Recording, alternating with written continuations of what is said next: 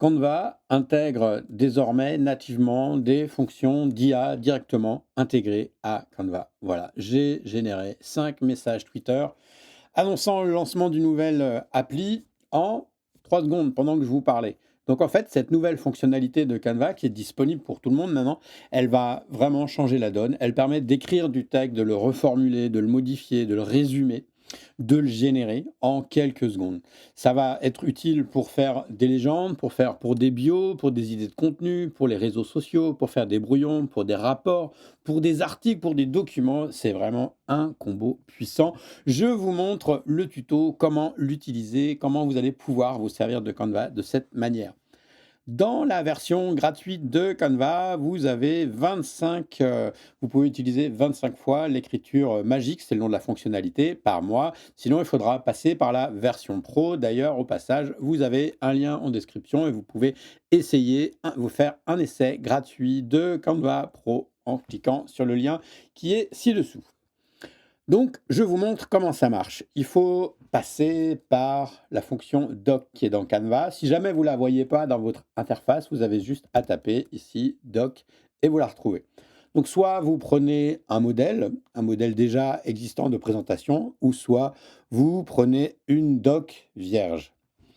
Donc, j'ai déjà commencé ici, j'ai fait Doc, hop, et voilà, j'ai créé ce début là en quelques secondes. On va le faire ensemble. Donc, créer un document vierge. Ça nous amène ici dans Canva. Et on va dire qu'on écrit un article sur le référencement de son site. Donc, je vais commencer par écriture magique. Donc, je vais dire donne-moi 5 titres pour un article sur le référencement de mon site web. Je lance. Donc là, il génère. C'est directement intégré. Il n'y a pas besoin de faire la bascule avec ChatGPT. C'est hyper puissant. Par exemple, OK, on va prendre le premier. D'accord. Hop, le premier. Donc, on a toutes les fonctionnalités habituelles de Canva. C'est-à-dire que là, par exemple, j'ai mon titre. Hop, je lui dis, tu mets ça sous forme de titre. Je vais enlever la puce. OK. Donc ça, c'est première chose. Donc, génération d'idées. Maintenant, je voudrais qu'il me développe ça. Donc, je vais lui dire développe le texte. Hop. Et donc là, il est en train d'écrire un texte pendant que je vous parle. Voilà. Évidemment, c'est un premier jet. Il ne s'agit pas forcément de prendre ça tel quel. Vous le remettez à votre sauce, etc. Mais vous voyez la vitesse à laquelle ça peut marcher.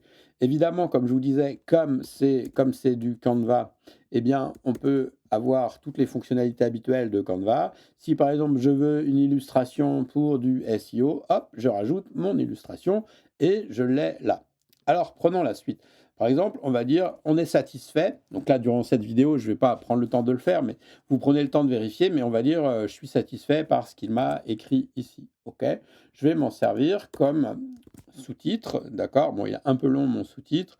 Je vais lui dire, OK, d'ailleurs, je vais lui dire ici, Magic Write, écriture magique. Je lui dis, créer un titre pour ce paragraphe. Et je lui colle, hop. Donc, il est trop long. Créer un titre pour ce paragraphe. C'est pas bon, je recommence, créer un titre pour ce paragraphe. Non, je vais lui dire, à ce moment-là, je vais passer par la fonction de résumé. Résume, OK, voilà. On voit qu'ici, il l'a résumé. Donc, voilà, je peux dire que je me sers de ça, cette fois, comme un titre de niveau 2, comme un sous-titre. Hop, j'enlève ce qu'il y a ici, d'accord, hop, et voilà, j'ai mon sous-titre qui est prêt. J'ai le paragraphe et puis je vais lui dire: «Maintenant tu me développes ça». Donc hop, développer cette partie-là. Donc vous voyez, on a trois parties, on a 4 parties, on a résumé, développé et cetera. Je vais lui dire de développer ce texte-là et pendant ce temps-là, je vais aller sur Google et donc je vais sur Google, je dis: «Qu'est-ce que référencer son site web?» Beh, je vais chercher une définition. Je vais sur le premier site qui se trouve et puis je vais dire définition, OK, ce paragraphe-là me plaît. Je vais le prendre, je retourne sur Canva, je le colle. Alors évidemment, il n'est pas à moi, donc j'ai pas le droit de le prendre. Je sélectionne le texte que je viens de copier, je vais lui dire: «Tu me le résumes» et voilà, j'ai une version unique qui est désormais à moi. Ensuite, qu'est-ce qu'on pourrait faire d'autre? Bah, on pourrait mettre, une image. On pourrait mettre une image qui va générer dynamiquement. Par exemple, je vais lui dire: «Astuce, internet». Je vais prendre, le style, on va dire, hop, style anime rétro, carré, créer mon image.